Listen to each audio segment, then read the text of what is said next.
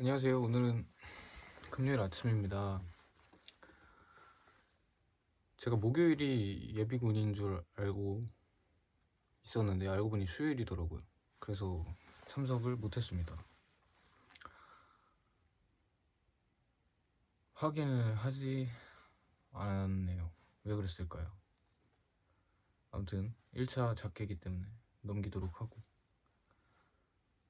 저희 집 근처에는 쓰레기를 분리수거하시는 아저씨가 계시는데, 그 아저씨가 제가 초등학교 때부터 그 일을 하시던 분이고, 그는 따로 급여를 받지는 않죠.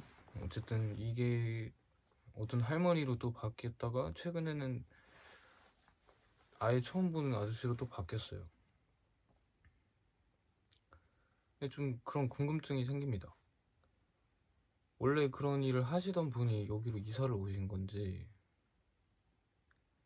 아니면 집에만 있을 수가 없으니까 그런 결심을 하신 건지는 모르겠습니다만, 가끔 이제 아침에 그 사람을 보게 되는데 굉장히 신이 나 있는 경우도 있고 아닌 경우도 있어요. 근데 참 그런 신이 나 있는 모습을 보면서 그 돈이 별로 안 되겠죠. 쓰레기를 줍는다는 것은. 그렇지만 뭐 그런 걸로 새로운 물건을 사시고 그거에 대해서 기뻐하실 수도 있겠죠. 그리고 그 나이가 꽤 정정하신 것 같은데도 발걸음이 참 명랑하십니다. 그런 사람에게까지 굳이 뭐 한심한 인생이니 이런 말들을 할 이유가 없죠. 그 사람이 참 명랑한 그런 분위기를 뿜고, 뭐 저에게 영향을 주려는 건 아니지만 어쨌든 제가 감각을 하고 있기 때문에. 그래서 면접을 또 제가 거의 20번 가까이 떨어졌죠. 이제 1년이 다 되어 가는데, 거의 정확히 말하면 9개월 차입니다. 그동안 수많은 질문을 받고, 또 거의 비슷합니다, 질문이. 근데 대개는 제 생각에는 한 3단계로 나누어져 있는데요. 이제 인사 담당자와 업무 담당자가 대동을 하는 경우가 있고, 이제 CEO와 직접 면담, 다른 사람과 그런 경우가 있고, 이제 아예 인사 담당자가 정확히 인사 담당자가 아닌 경우죠. 그러니까 그냥 현업에 있는 사람이 면접을 보는 경우, 이렇게 있는데요. 확실히 이제 1단계의 경우 질문의 질이 높습니다. 그리고 뭔가 좀 대화하는 자세도 다르긴 해요. 그런데 어쨌든 제가 어떤 분위기를 뿜는지는 모르겠지만 면접이 계속 떨어지네요. 하지만 상황은 계속 좋아지고 있다는 거죠. 제가 이런 새로운 것들을 시도를 하고 있기 때문입니다. 그리고 최근에는 어떤 회사가 있었어요. 하루를 하고 그만뒀는데, 그 제 전공에 관련된 분야는 아니었고 단순 서류를 좀 작성하는 그런 느낌이었습니다. 그 회사에 이제 정규직으로 취업한 것은 아니고 계약직이었고, 또 그 회사 소속이 아니에요. 그러니까 하청도 두 가지의 종류가 있죠.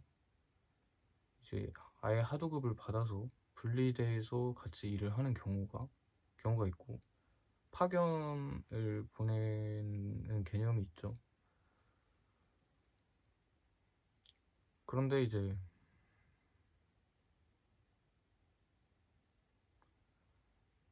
그날 갔는데 컴퓨터가 사용을 할 수 없는 상태더라고요. 그러니까 모니터를 꼽는 선이 없었어요. 그래서 거의 아무것도 하지 않고 그냥 멍하니 모니터를 바라봤습니다. 제가 이제 면접 다음날 바로 출근을 하러 가기로 한 것도 아니고 일주일의 말미가 있었어요. 그냥 뭔가 굉장히 사람이 바보같이 느껴지더라고요. 그렇게 앉아있는 게.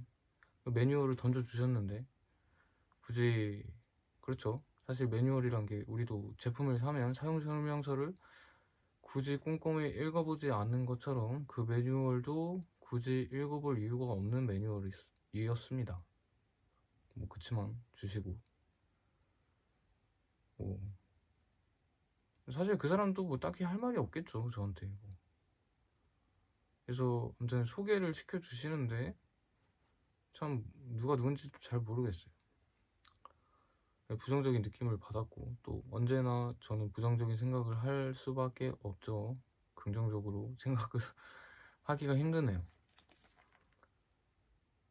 왜냐면 어쨌든 그 파견직이라는 느낌이 주는 뭐 중압감이 있을 수도 있지만, 일단 기본적으로 그 사람들은 그런 것들에 대한 선을 긋습니다.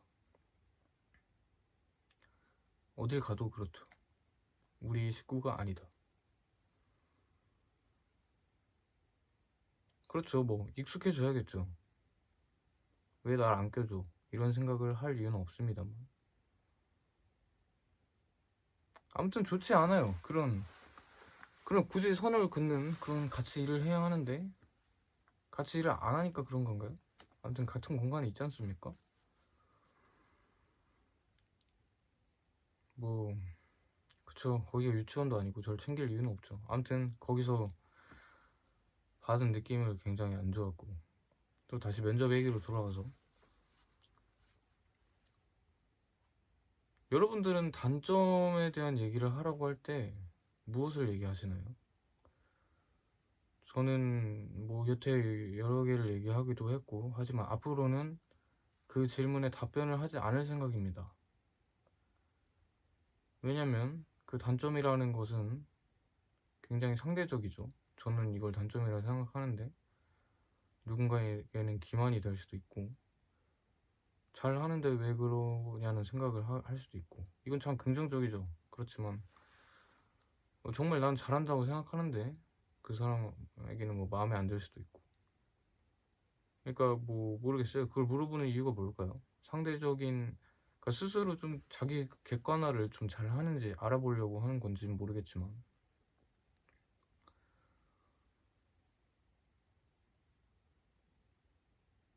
사실 할 말이 없어요.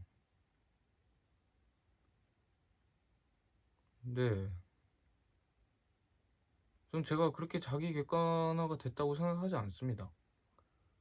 참 모든 게 주관적이고 느낌에 의존을 하는 편이고, 어, 누군가에게는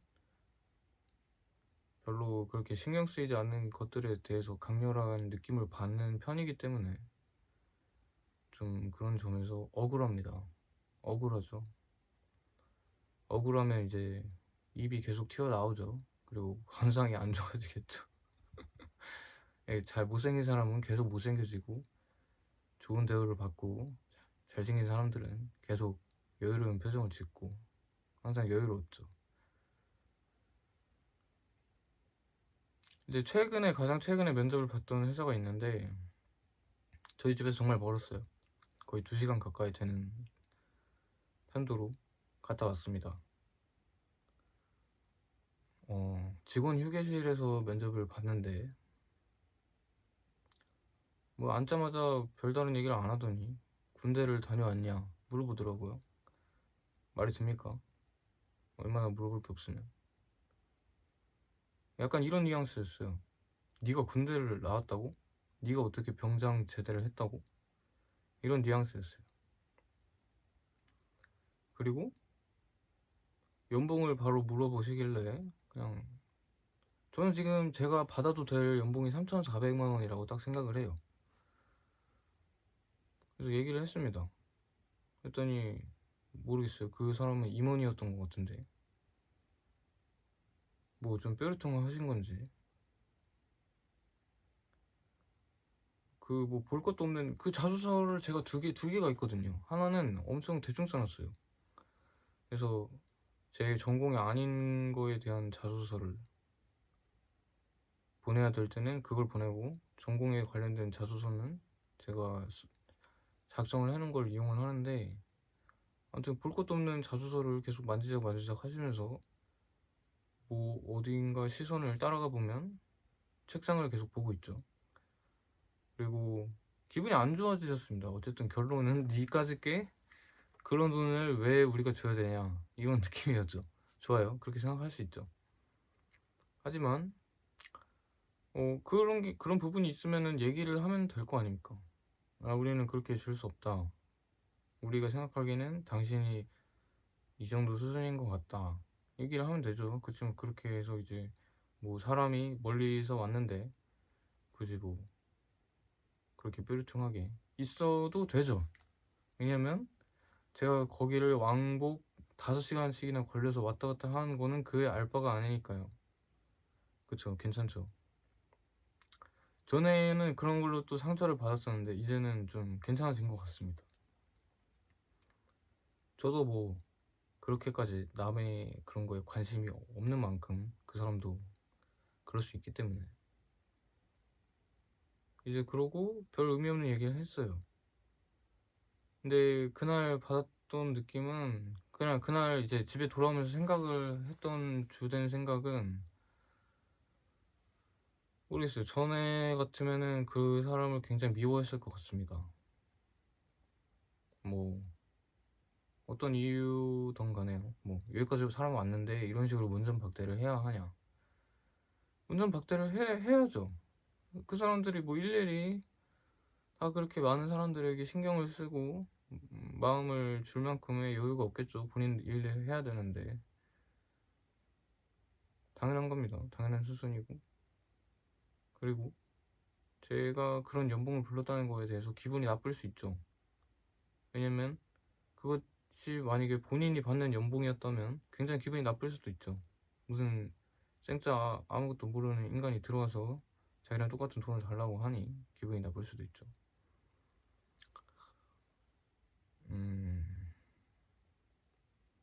아무튼 그런 식으로 조금 그 사람들을 이해하려는 생각을 했어요. 그리고 언제나 변하지 않는 진실은 흙탕물을 아무리 흔들어서 섞으려고 해도 결국 물은 위로 가서 흐르고 흙은 가라앉아서 정체되기 마련이죠. 어딘가에서 멈추는 거죠. 저는 그곳에서는 흘러가는 물이고 그분들은 흙이죠. 그렇다고 해서 뭐 그분들이 멍청하다, 뭐 하대하는 것은 아닙니다. 다 필요한 일들을 하시는 분들이고.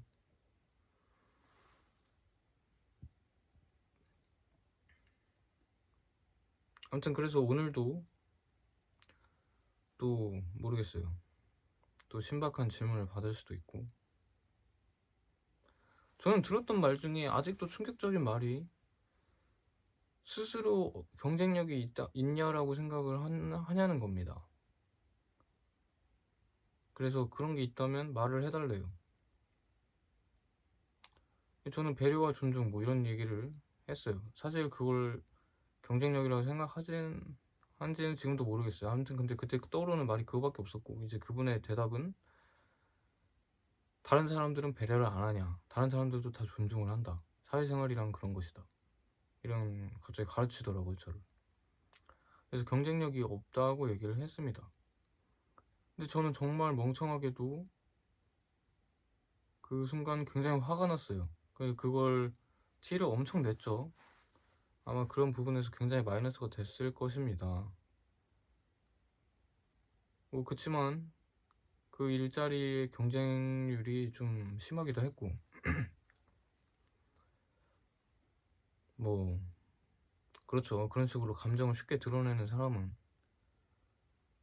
같이 일하기가 힘들겠죠. 저는 참 같이 일하기가 힘든 사람인 것 같아요. 그치만 어쨌든 제가 잘 보는 것이 있고, 단점이 많다는 사람은 그만큼 장점이 많은 거거든요. 그만큼 잘하는 게 많으니까 단점도 많은 겁니다. 시도를 많이 해봤기 때문에 본인의 단점을 많이 아는 거겠죠. 괜찮아요. 네. 또 시도를 하는 겁니다. 그러다 보면 어디서 뭔가를 하고 있겠죠.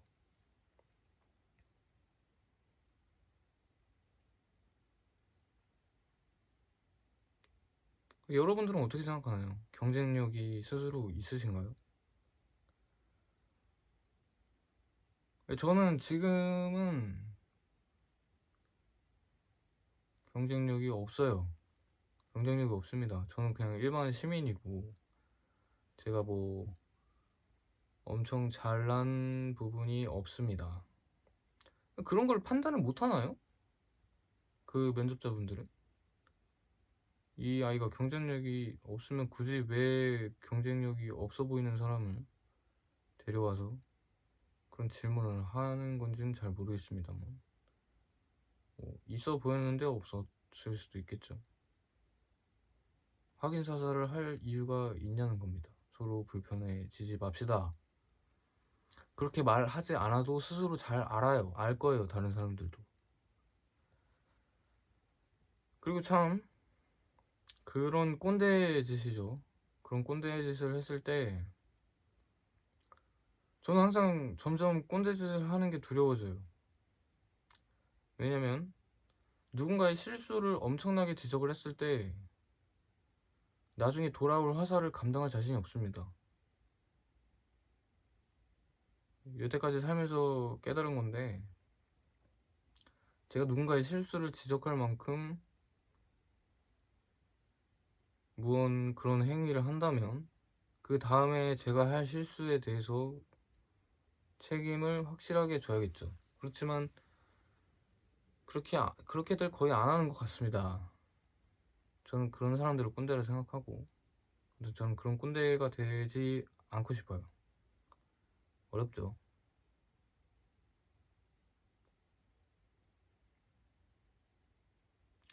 아무튼 기분 나쁘지 않은 면접이 되었으면 좋겠지만 언제나 기분 나쁜 일은 저를 기다리고 있습니다. 저는 오늘도 가드를 내리고 또 처맞으러 갈 각오를 해야 합니다. 참 어렵네요. 그렇지만 그런 걸 다 이겨내시고 열심히 꿋꿋하게 자기 자리를 지키시는 분들은 참 대단하고 존경스럽습니다. 저도 언젠가는 누군가가 저를 그렇게 바라봐 주길 바라면서 그런 사람이 될 수 있겠죠. 그런 사람이 돼야만 합니다. 그렇게 해서 가치 제공을 하고 저도 어느 정도의 보수를 받고 제가 하고 싶은 일들을 할 수 있게 되겠죠. 그 인생이랑 참 그림이랑 비슷한 것 같아요. 제가 최근에 그림을 하나 그렸는데